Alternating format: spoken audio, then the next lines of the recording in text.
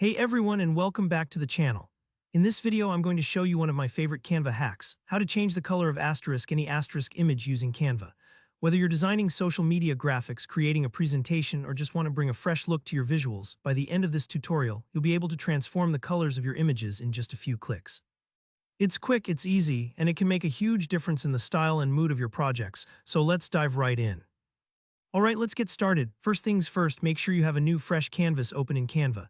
If you're not sure what canvas size to use, don't stress. Just pick whatever suits your project, like an Instagram post or an A4 document. The cool thing about Canva is how flexible it is, so you can always resize your design later if you need to. Now, once you've got your canvas ready, it's time to select your image. Just drag and drop any picture or graphic onto your canvas. It could be a photo you've uploaded from your computer, something from Canva's own extensive image library, or even a simple illustration.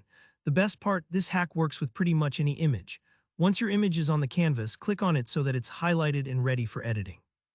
Now comes the fun part. We're going to change up the colors. With your image selected, head up to the top menu and click on Edit Image. This is where Canva keeps all its powerful editing tools, and it's where the magic happens. You'll see a bunch of options pop up, but for this hack, look for something called duotone.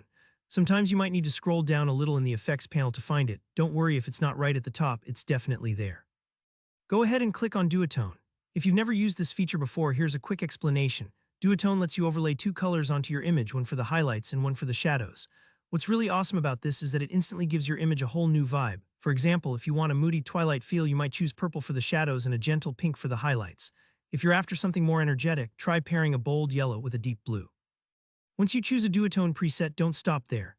Click on those color swatches in the duotone panel to customize the highlight and shadow colors to exactly what you want.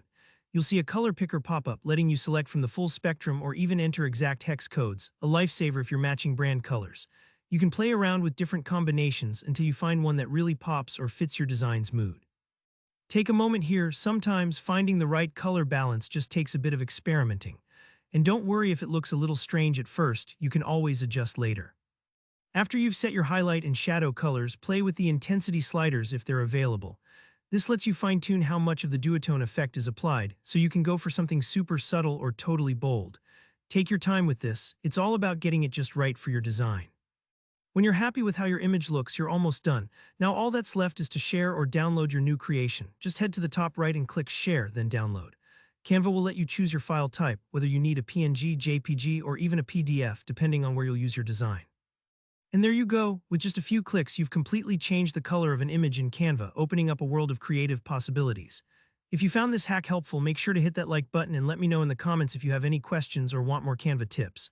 And don't forget to subscribe for more easy-to-follow tutorials like this.